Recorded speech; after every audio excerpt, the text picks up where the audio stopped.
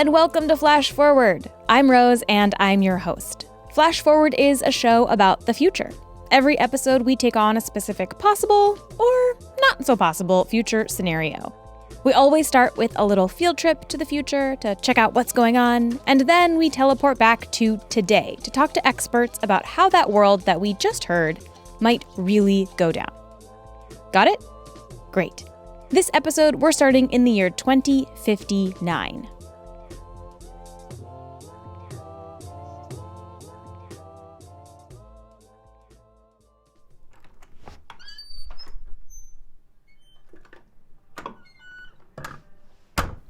Hi, are you Mr. Williams?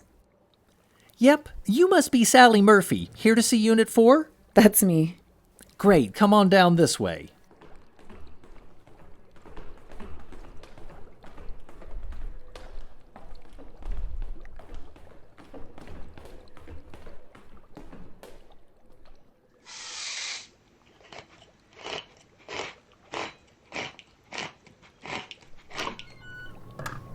Okay, so here she is.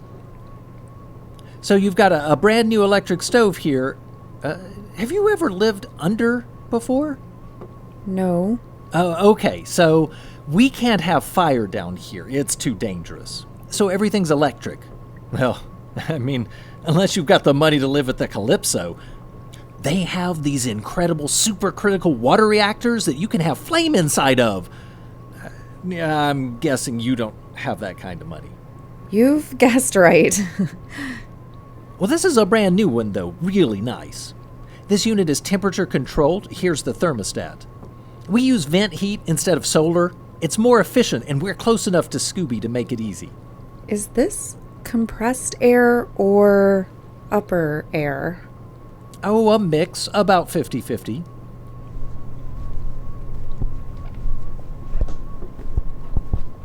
So if you want to call up above, you'll use this contact box here.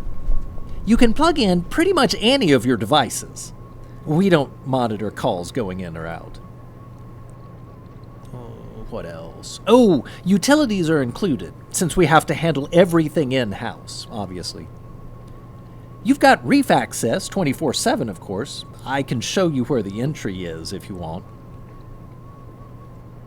How do you feel about pets? Nothing with fur. You could have fish, although that would be kind of weird. Lizards and birds are okay, but nothing that sheds. It's already hard enough to keep the air clean down here. Any other questions?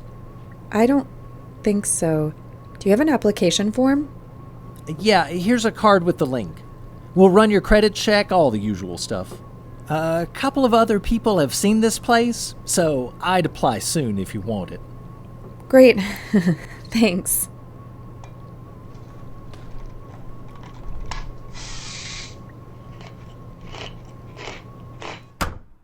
Okay, so this episode is about living underwater. A lot of you have requested an episode about underwater cities, so here we go. Living underwater is featured in a ton of sci-fi and fantasy. There's, of course, the Disney movie Atlantis, but there's also the classic 20,000 Leagues Under the Sea. There's the Michael Crichton book Sphere. There's the show Stargate Atlantis. There's the city of Otogunga in a Star Wars movie that we will not name. There is Sub Diego from Aquaman, and there's my favorite, which is the city of Rapture from the game BioShock, which is beautifully rendered. I love looking at pictures of it. Humans have been interested in living underwater for a long time. 20,000 Leagues Under the Sea was published in 1870.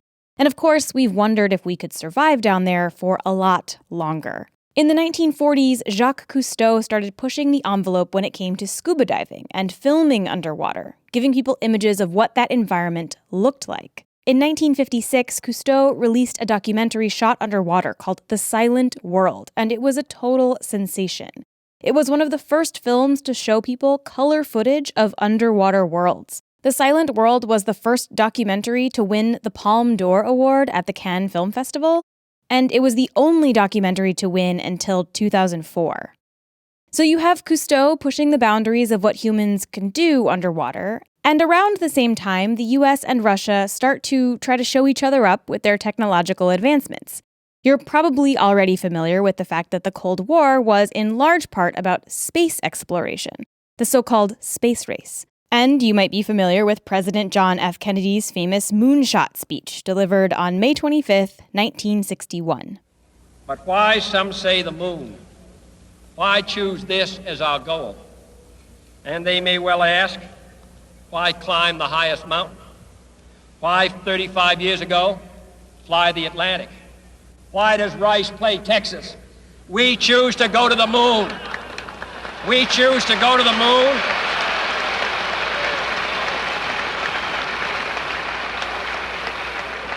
We choose to go to the moon in this decade and do the other things, not because they are easy, but because they are hard.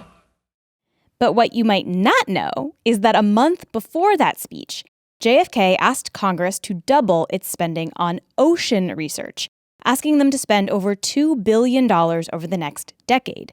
Here is what JFK said about that push in 1961. Knowledge of the oceans is more than a matter of curiosity. Our very survival may hinge upon it. In 1963, he again talked about the ocean in a speech at the National Academy of Sciences. Our goal is to investigate the world ocean, its boundaries, its processes. To a surprising extent, the sea has remained a mystery. 10,000 fleets still sweep over it in vain. We know less at the ocean of our feet, where we came from, than we do of the sky above our head. It is time to change this, to use to the full our powerful new instruments of oceanic exploration, to drive back the frontiers of the unknown in the waters which encircle our globe. So during JFK's presidency, he really saw both space and the sea as two sides of the exploration coin. Had Kennedy lived, maybe he would have set some goals and put the country on a more vigorous path in that direction, just as he did with the goal of sending a man to the moon and returning him safely to the Earth by the end of the decade, which was a very bold deadline. There turned out to be no such deadline for going in the other direction. This is Ben Hellworth. He's the author of a book called Sea Lab, America's Forgotten Quest to Live and Work on the Seafloor. Ben's book is a really interesting look at this period of time when the U.S. was really trying to get people living at the bottom of the ocean, and why that effort came to an end. And you can see today how one program wound up taking off and the other sank. Sorry. Today we have the International Space Station, but we don't have anything like that on the seafloor. Today we hear tech entrepreneurs talking about building settlements on Mars. But nobody is really talking about underwater cities. So what happened? It all starts in the late 1950s with a guy named George Bond. George Bond was an unlikely character to turn into a leading voice for breaking the diving barriers and diving deeper and staying longer. He was a country doctor in rural western North Carolina, far from the ocean, and the ocean was far from his thoughts until he joined the Navy and he was being trained as a diving medical officer. And he just got fascinated with diving. But the more that he looked into diving, the more Dr. Bond realized that there was so much that could still be done. And he wondered, well, how is it that, here we are at the dawn of the space age, and we don't even know how deep a diver can go, ultimately, or how long a diver can stay down. Just like the human body is not designed for going into space, our fleshy meat cages aren't really suited for underwater living. There are a few main challenges when it comes to submerging the human body, and most of them stem from pressure. Water weighs a lot, so as you descend deeper into the water, your body is subjected to more and more pressure. And when you ascend, that pressure gets less and less. If you ascend too quickly, bubbles form in your blood and tissues, and you become a little bit like a soda can that's been popped open. And as you can imagine, that produces bubbles in your blood and tissues, which is not good, and can cause all manner of physiological havoc depending on where the bubbles lodge, from injury and paralysis to death. So you don't want that. Another challenge with diving is that pressure can actually change the way that certain gases impact your body. So at high pressure, gases like nitrogen become anesthetics, which basically means that they start to make people loopy. All that nitrogen causes an effect known as nitrogen narcosis that's basically gives you the feeling of being very tipsy and drunk, and it affects different people different ways, much as drinking alcohol affects different people different ways. At really deep depths, you basically can't just breathe a regular air mix for extended periods of time. It's not safe. All of these things are handled by scuba divers by following decompression charts and making sure that you're ascending slowly enough, and then staying above the water for long enough between dives that you're safe. And technical divers who want to go deeper have to be trained on how to mix and breathe different gas formulations. But what if you actually wanted to live underwater? In the 1950s, nobody actually knew if that was possible to do safely. And that was the challenge that Dr. Bond decided to take on. Dr. Bond came up with a concept that he called saturation diving. A lot of people thought it was too dangerous or too crazy to even try. But the idea was if you spend enough time at a certain depth, your body becomes saturated with the gases that you're breathing. If you stayed down long enough and allowed your body to become saturated with those gases at a certain depth and pressure, then you could actually stay down as long as you want, provided you had somewhere to stay. To test this concept of saturation diving, Dr. Bond proposed SeaLab, an experimental underwater habitat. And he did get it approved, but they did not give him very much money to work with. It was $35,000 or so to build the thing itself, and then the total budget for the program was like a couple $100,000 or something. And the reason for that minuscule funding was that not everybody thought any of this was such a good idea. This had nowhere near the enthusiasm behind it that something like NASA and the space program did. And it was built in a almost comically low-budget fashion at a Navy base in Panama City, Florida, using some salvaged parts from old floats that were welded together into a sort of submarine, like a stout submarine-shaped enclosure. But Dr. Bond was committed, and they built SeaLab 1 out of a hodgepodge of parts. If you imagine a sort of miniature submarine, it's about that sort of cigar-like shape, but only about 40 feet long or so, and maybe 9 feet around in diameter. So, there's room to stand up in there. You've got bunks at one end and a little bit of a kitchen set up and space to work in the middle. Then on the other end of SeaLab was a hole in the floor that led straight to the ocean. Now, this is a key part of the design. Just like astronauts leave the ISS to do work or experiments, the SeaLab residents would be able to leave the enclosure and go work on things outside. Because the pressure inside the SeaLab is the same as the water pressure outside, so the water does not rise above the hatch. And so a diver, or a aquanaut as they call them, living in SeaLab has only to put on dive gear and drop through the hatch in the floor and can go visit the seabed outside at any time of day or night. SeaLab 1 was placed about 25 miles southwest of Bermuda in nearly 200 feet of water. And remember, at that depth, you can't just breathe regular pressurized air because some of the gases become toxic. So the men down there were breathing a helium mixture, which will become important and kind of hilarious in a second. Now, you know how there's that famous moment in space history when Neil Armstrong confirms that Apollo 11 has landed on the moon, and he says, Listen, Tranquility Base here. The Eagle has landed. Well, it turns out there's a moment like that for SeaLab, too. Ben sent me this audio that he uncovered for his book research, which, as far as we know, has not been heard by the broader public since it happened in 1964. So the voices that you hear here are Dr. Bond and a guy named Lester Anderson. Bond is the one who sounds normal, and Anderson is the one who sounds like he's breathing helium.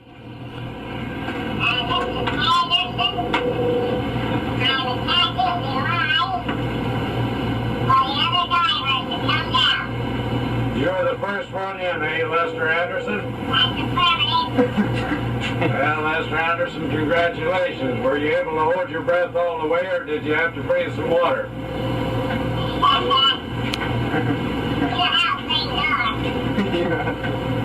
a pretty good swim, wasn't it?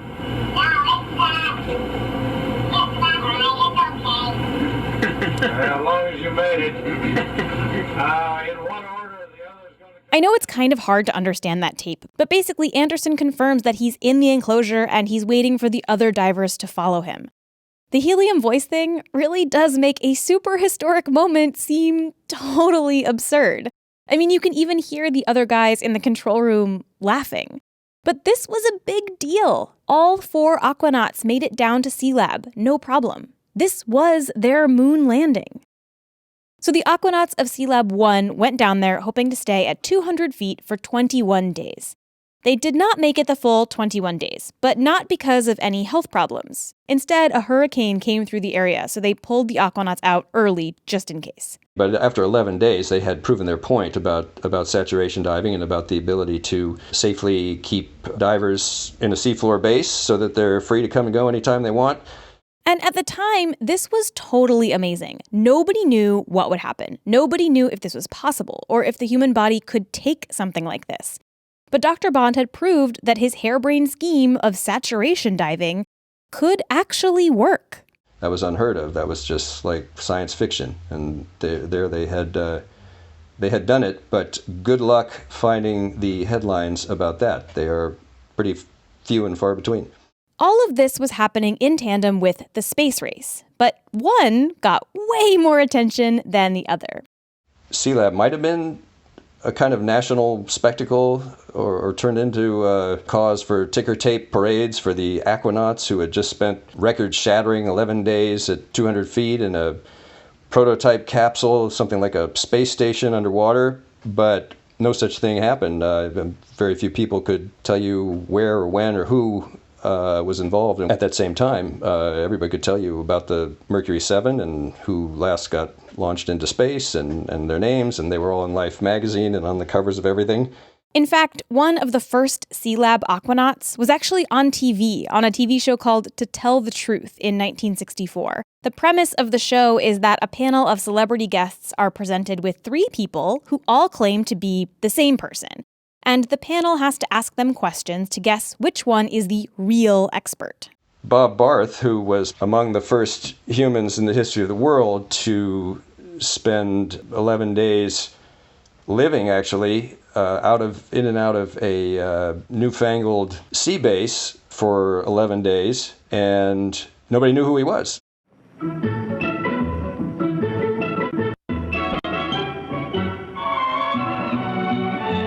What is your name, please? My name is Bob Barth. My name is Bob Barth. My name is Bob Barth. This man is the real Bob Barth. The other 2 are imposters and will try to fool this panel. To Tell the Truth. Brought to you this week by new self-polished... Okay, so all the judges ask these 3 Bob Barths questions. Panel, these 3 gentlemen all claim to be Bob Barth, aquanauts. Let's start this questioning with our own aquanaut, Kitty Carlisle. Oh, thank Kitty? you. Number 1, who built this Sealab? The Navy in Panama City, Florida. Ah, thank you. Number 3, when you got out of this, how did you feel? Well, you mean when we came back up to the surface? Yeah. There was no real ill effect from it, just like an ordinary dive. Number 2, if you had claustrophobia, what happened? Could you get out? And then at the end, they have to guess which one is the real one. Here are their guesses. I voted for number 1. He seemed to take the event with a little more seriousness, and I heard that they lost interest in life above the surface after a while. I didn't know that other expedition was in the Red Sea, but I'll trust that. Peggy Katz. I voted for number 3. It was in the Red Sea, but after all I read it, he could have read it too. I voted for number 3 because every time we asked a question, he kind of went like, oh, any fool should know that. Orson Bean. I voted for number 2 because of his outrageous lie about the charcoal filter. Which must be true. You couldn't make a thing like that up. It's ridiculous. Well, there's 1, 2, and 3. With which are you casting your lot, Kitty? I voted for number 2 because my feeling is that this Sealab was very small and there were 4 gentlemen in there, and I believe that they had to be small gentlemen. And number 2 was the smallest of the 3. So I voted for number 2.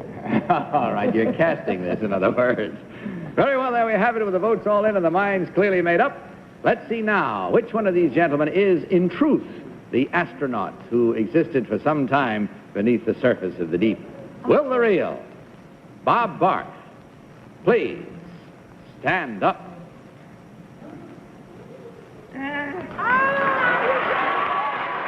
It was number one, if you were keeping track. The real Bob Barth was number one. Now, had you had Alan Shepard or Scott Carpenter or John Glenn or Gus Grissom or any number of the Mercury 7 sitting there, that would not have made a very good program, as everybody would have known. You couldn't have done that. Those guys were too famous. Well, let's find out about your two friends here. Number two, what is your real name and what do you really do? My name is Noel Bates. I'm president of Bates Associates, and we're private detectives.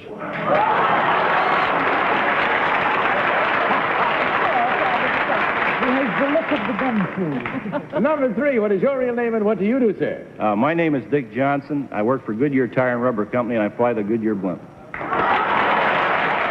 The fact that an aquanaut was indistinguishable to the panel from a private detective and the guy who flies the Goodyear blimp is kind of sad. And what these aquanauts were doing was in many ways just as dangerous as what the astronauts were up to. And you don't have to take my word for it. An actual astronaut said that. You did have Scott Carpenter, the Mercury 7 astronaut, get involved in the Sea-Lab program. He died a few years ago, but he would tell you that what he did with the Sea-Lab program was in many ways more dangerous and more grueling and more difficult than anything he did with the space program. But even though they didn't get much media coverage, Sea-Lab 1 was such a success that the team was able to try again with a new, bigger underwater structure called Sea-Lab 2. And with Sea-Lab 2, they wanted to up the ante on how many people they could keep down and how long they could stay. We're going to have 10 guys at a time living in here, and they're going to be able to, we're going to show how they can do all kinds of different work while they're down there, and we're going to keep them down for 2 weeks at a time before we change teams and have another 10 guys stay down for 2 weeks, and then another 10 guys stay down for 2 weeks, and they're going to all be down for, a total of 6 weeks. Sea-Lab 2 was also placed in a far more challenging location. Scripps Canyon off the coast of La Jolla near San Diego. The water in Scripps Canyon is way colder than Bermuda, and the visibility can be really bad. I actually used to live in San Diego, and I'm a big scuba diver, and there were some days diving in Scripps Canyon where you couldn't see past your elbow. And the water is 45 degrees Fahrenheit instead of a nice 65 or 70 degrees in Bermuda. This temperature difference is extra important for Sea-Lab because keeping divers warm enough is actually a really big challenge in the habitat. Remember how I said that they were breathing a helium mixture instead of regular air? Well, helium is also a really good conductor of heat, which means that it steals heat away from your body. So they had to keep Sea-Lab 2 really warm. They really need to keep the heat up like well above 80 degrees, and there was a lot of humidity that went with that too. So it's not super deluxe conditions even in Sea-Lab 2. You're still living in sort of hot, sweaty locker room conditions. Sea-Lab 2's experiment began on August 28, 1965.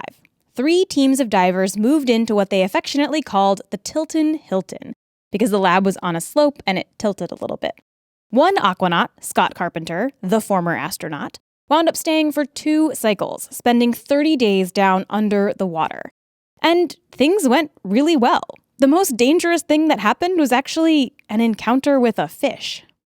What they hadn't foreseen was the gathering of scorpion fish that was somehow attracted either to the light or the activity. It wasn't really clear, but these spiny or sort of spiky scorpion fish, this kind of a football-sized fish with spikes like something like a porcupine, that were both swimming around and they'd sort of scooch into the sand in the bottom, and they were sort of everywhere. It was kind of like a scorpion fish minefield out there. Scott Carpenter was inside Sea-Lab, and somebody dropped a glove into the open hatch where the water was. And he just instinctively kind of stuck his hand back into the water to grab the glove before it, floated away. And in so doing, he stuck his hand right into a scorpion fish and got a pretty bad sting. Scorpion fish stings hurt like hell, and Carpenter was definitely feeling it, to the point where they thought they might have to bring him up early. the way he describes it is pretty painful, like a kind of a turbocharged bee sting that really set his arm to aching and was really sort of laid up for a few days before it became clear that the effect of the fish poison would pass and he could go on and spend the rest of his 30 days in Sea Lab, which he did. And towards the end of his 30-day stay in Sea Lab 2, Scott Carpenter got a call from the president, Lyndon Baines Johnson. And this call wound up being hilarious. Remember, they're breathing helium, and you heard what their voices sounded like in that historic first entry moment. And Scott Carpenter's high voice totally confused the telephone operators. Here's a clip from the call. All right. Scott, we have a long-distance call for you. Will you hold, please? Operator, this is Commander Carpenter on the line. Thank you. Hello, Commander Carpenter? Scott? Yes. Can you hear me, operator? Yes, we can. Now, Scott, will you speak, please? Yes. How do you hear me, operator? Not too well, sir. Ma'am, do you think it's possible to hear, or shall we try for a better connection? I don't know. 1, 2, 3, 4, 5, 4, 3, 2, 1. How do you read that, operator? I understand you. Yes. But it's weak. I see. So, operator? Yes. We can't hear him. Is this operator? What you can do for a connection? All right. 1, 2, 3, 4, 5. How now, operator?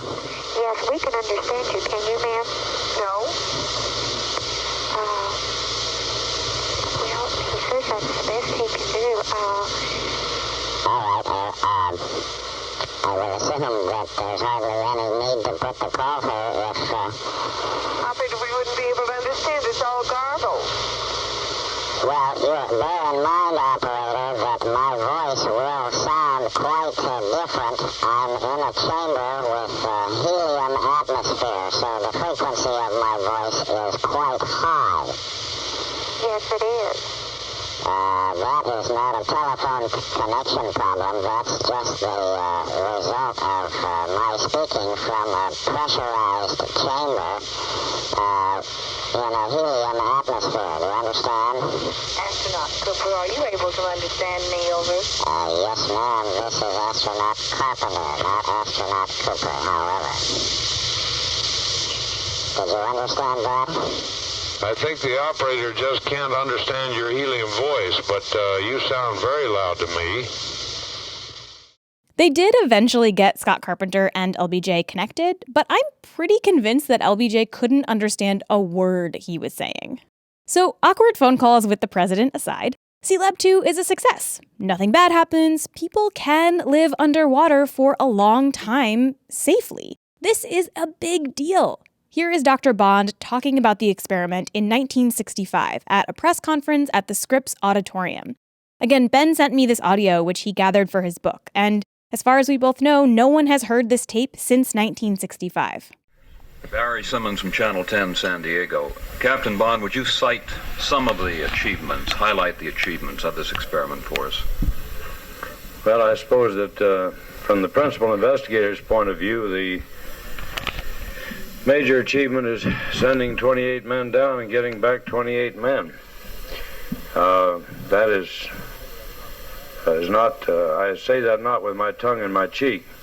This is a high-risk program. It's high risk as far as the material gains are concerned. It is an extremely hazardous program. These men are in hazard 24 hours a day, rather extreme hazard. And so it is with a prayer of thankfulness that I see them all return to the surface. Now that is a highlight. Certainly a second highlight is confirmation of a sneaking suspicion that some of us have had for 8 years at least, that it is possible indeed, if you provide the satisfactory environment and breathing mixture, it is possible to put man under high pressures in a totally hostile environment and have him do useful work, gain his place on the ocean bottom where perhaps man has a right, and come back successfully. So since Sea Lab 2 was such a success, they decide to try another one, Sea Lab 3. And Sea Lab 3 is where it all totally falls apart. 4 years after the successful completion of Sea-Lab 2, they put Sea-Lab 3 in water that is 3 times deeper than the first two, 610 feet deep, off of San Clemente Island in California.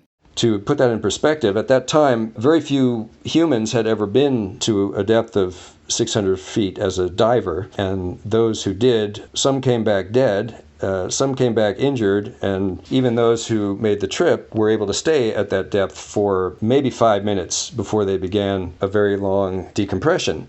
But Sea-Lab 3 did not go as planned.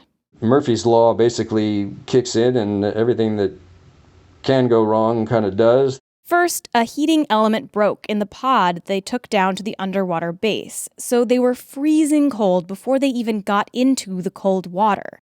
Then there was a problem with the hatch in the floor.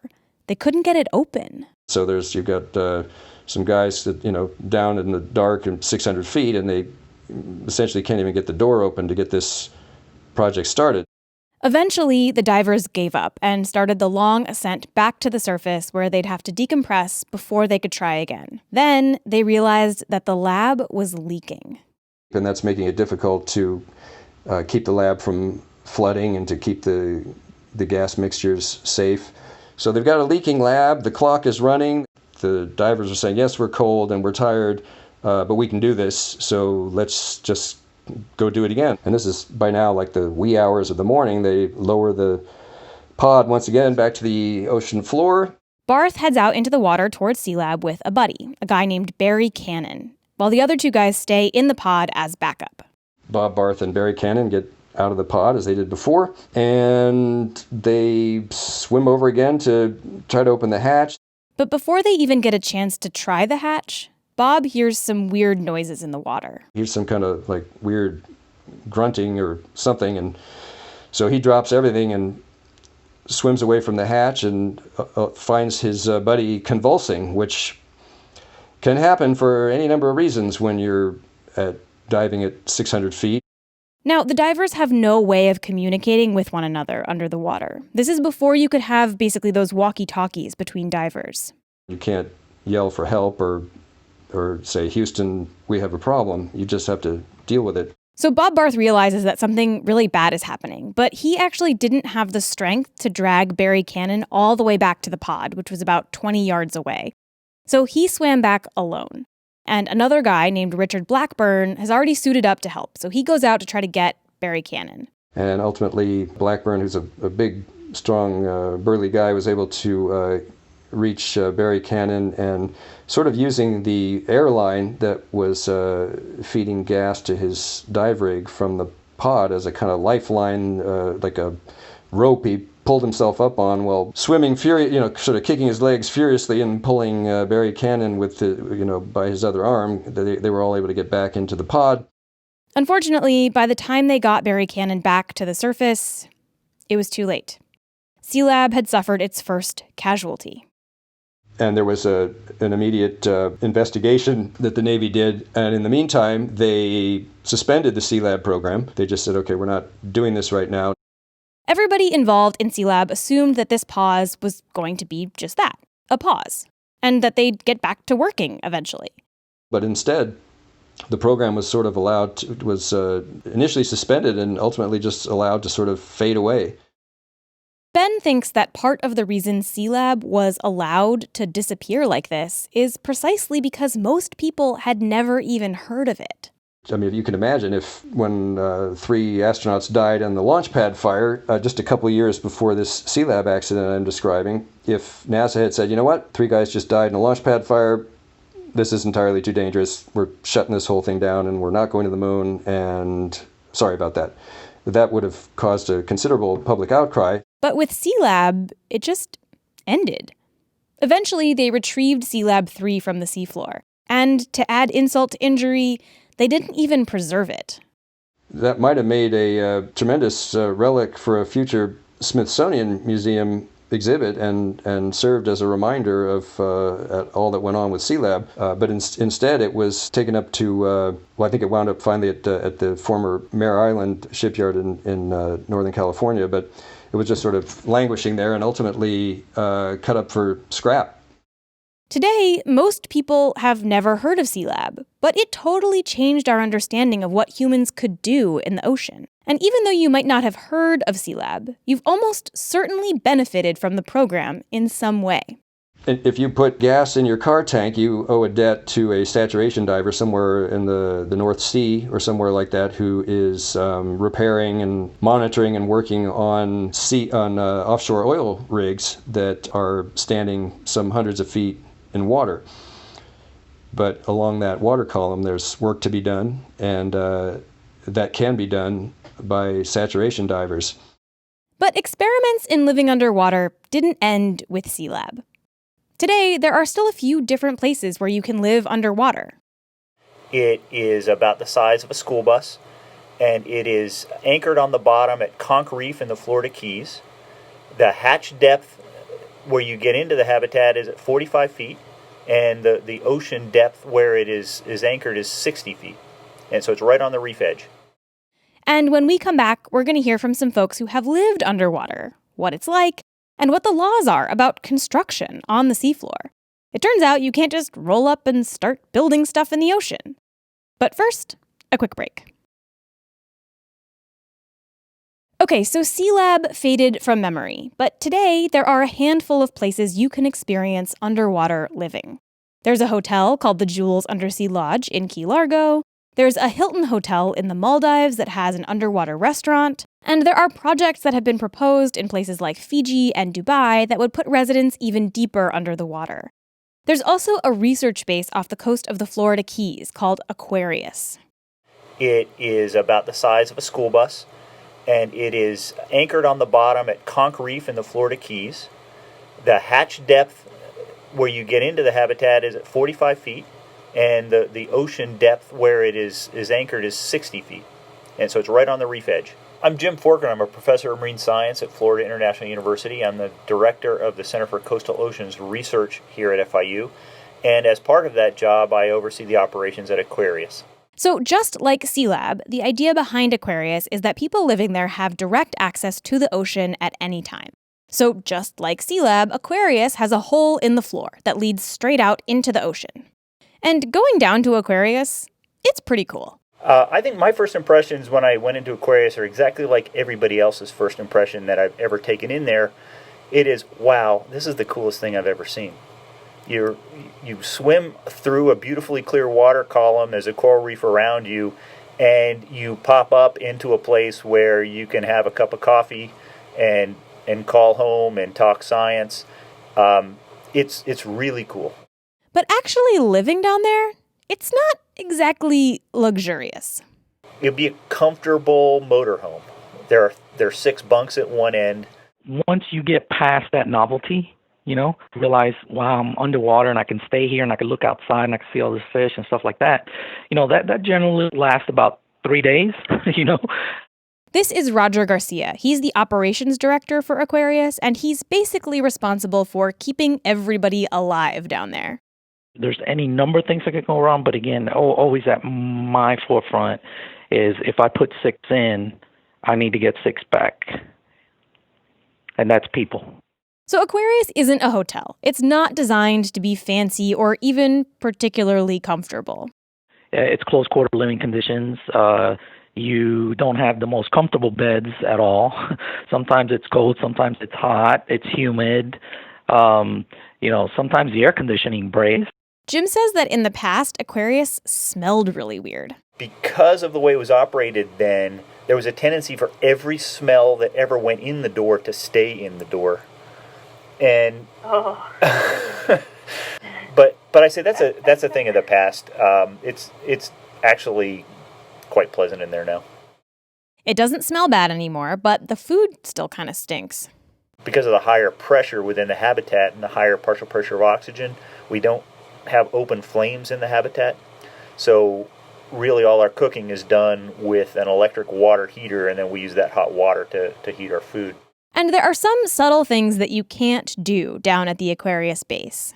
You can't whistle. The difference in density of the air makes it so that 99% of all people can no longer whistle. There are still a few that can do it, but you can't. So that's actually kind of surprising. What makes someone, they were really good whistlers before? Is that the people who can whistle? Like, what makes someone able to whistle in Aquarius? I think it's the people that feel challenged by the fact they can't whistle, and they obsess about it, and they spend a week trying to figure out how to do it.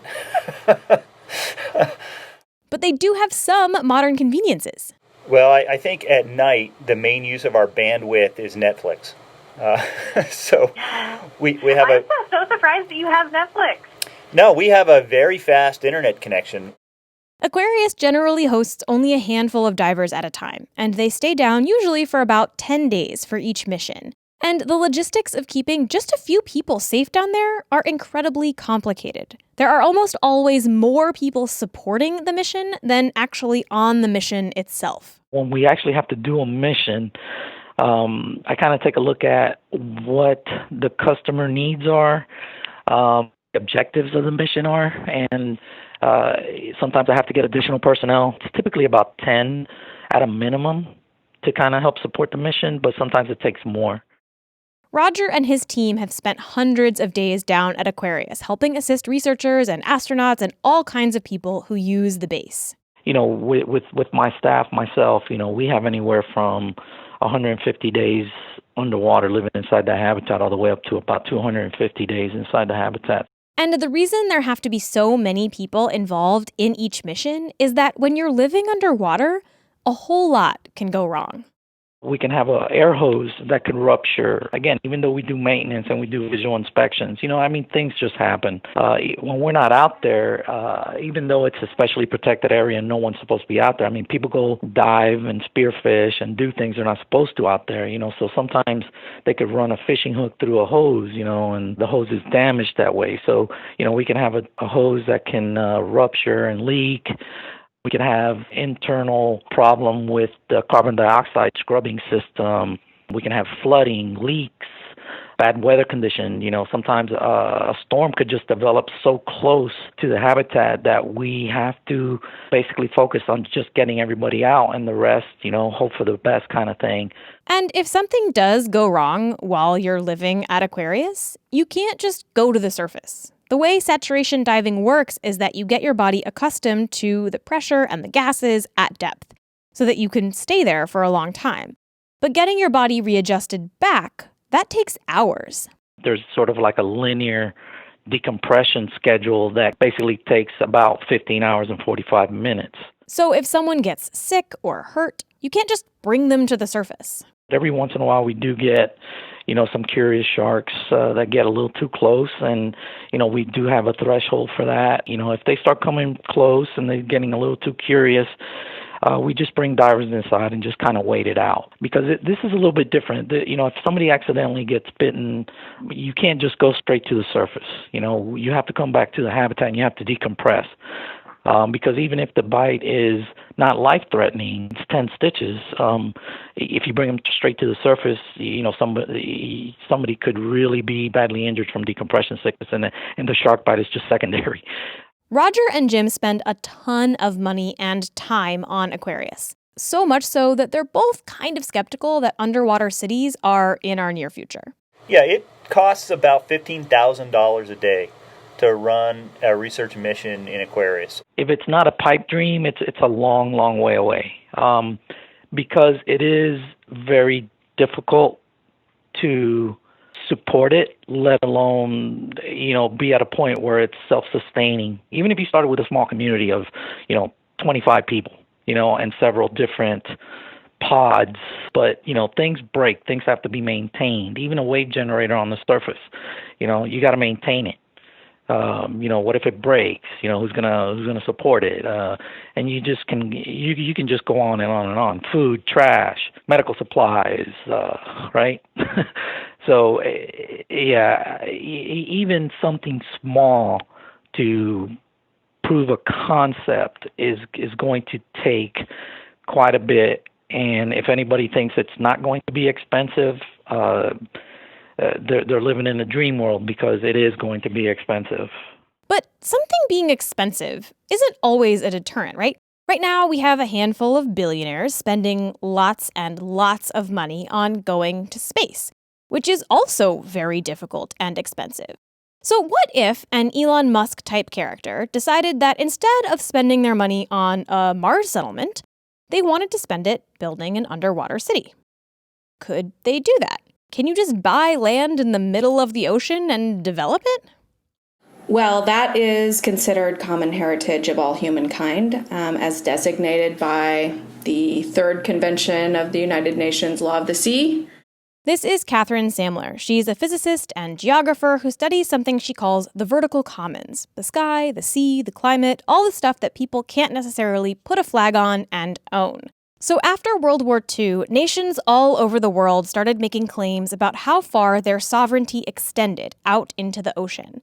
The Law of the Sea was trying to reconcile some of those differing claims, both for security reasons, so that nations knew what they could do where without starting a war, but also for economic reasons, so that nations and private companies could begin to invest in developing offshore resources.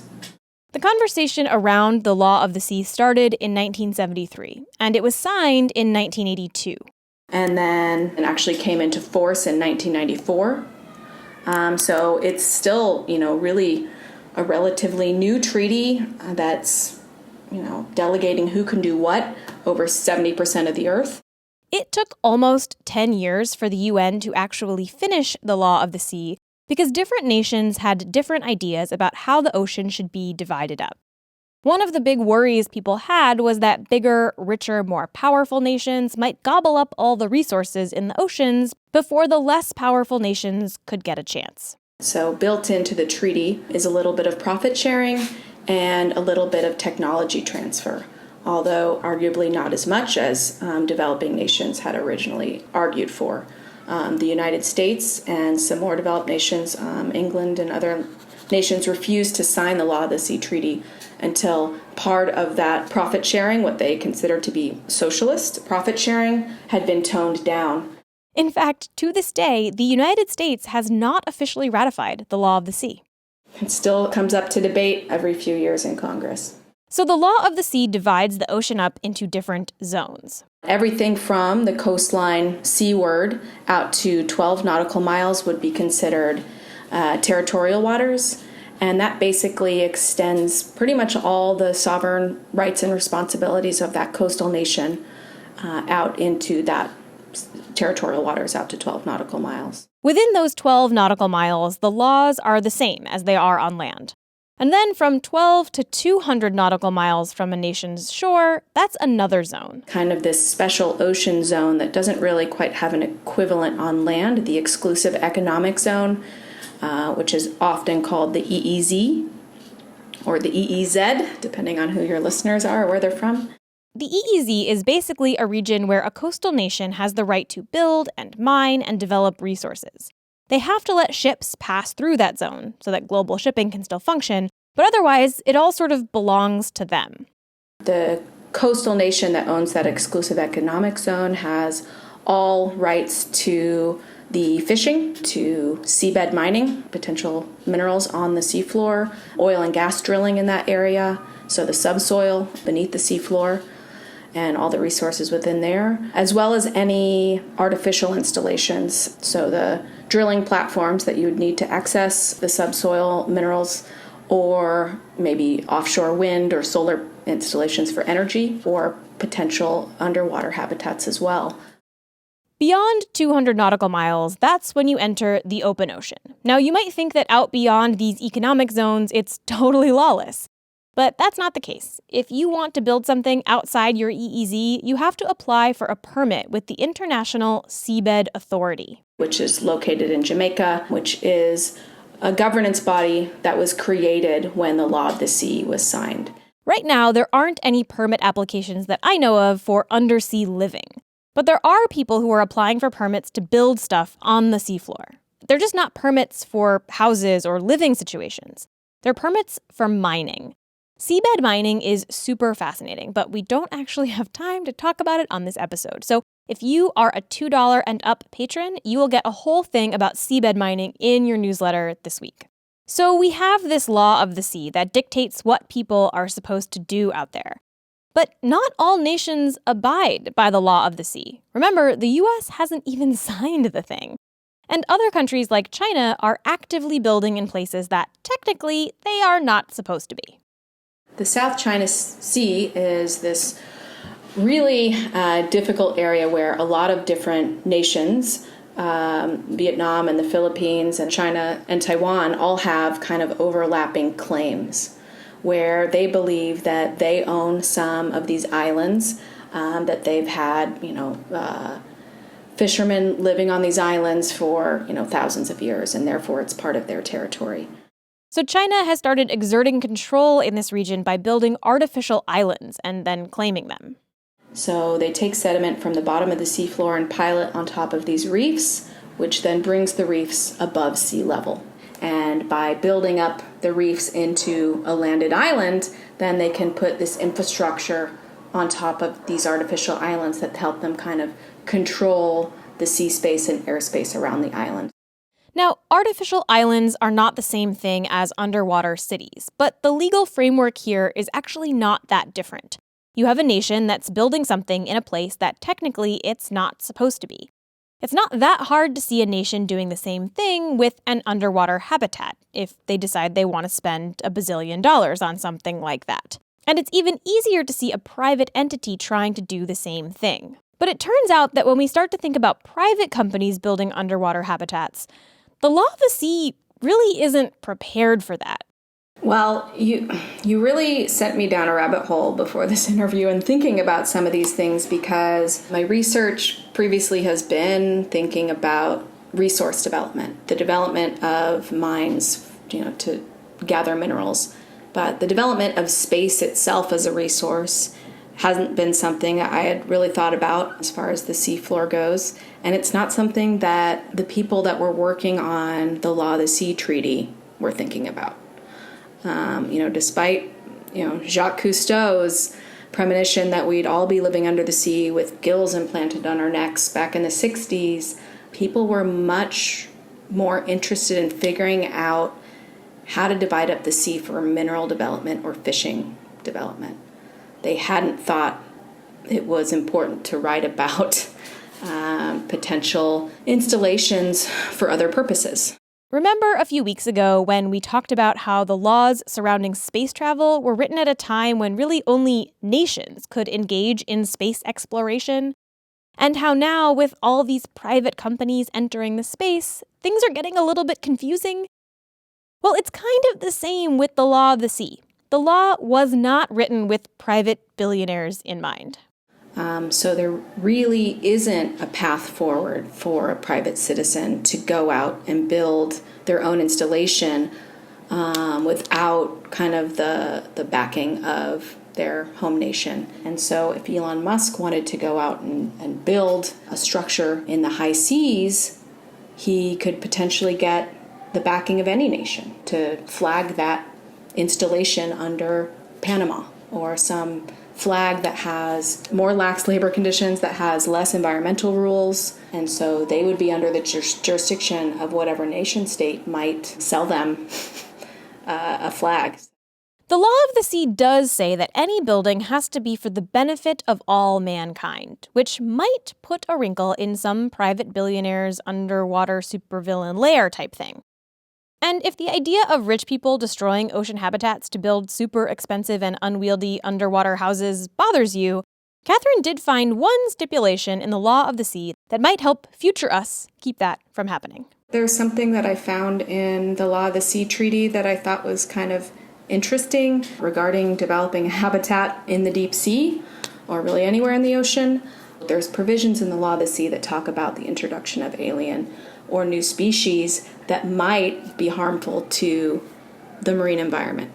And in reality, I think introducing a permanent habitation of human species into the deep sea might, in and of itself, be kind of this introduction of an invasive alien species to the marine environment, which potentially could be argued against based on some of these provisions about protecting the marine environment. Now, introducing humans themselves would be bringing in a new alien species, even if that's not the original intention of what they were writing. If you've ever been scuba diving, you're probably familiar with this feeling that you're totally not supposed to be there, that you're absolutely an alien species in a completely different world. That's what's so alluring about diving and living underwater, but it also might be the thing that should make us pause and consider whether it's really a good idea to start building cities in places that we really don't understand.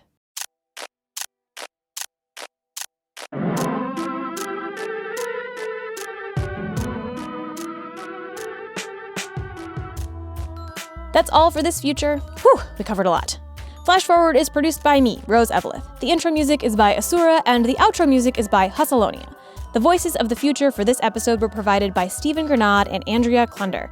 You can find Stephen's work at his Twitter, which is @Sargent, Sargent, and you can check out Andrea's podcast, The Creative Imposter, anywhere you get your podcasts. The episode art is, as always, by Matt Lubchansky. If you want to suggest a future we should take on, send me a note on Twitter, Facebook, or by email at info@flashforwardpod.com. I love hearing your ideas. And if you think you've spotted one of the little references that I've hidden in this episode, email me there too. If you're right, I will send you something cool.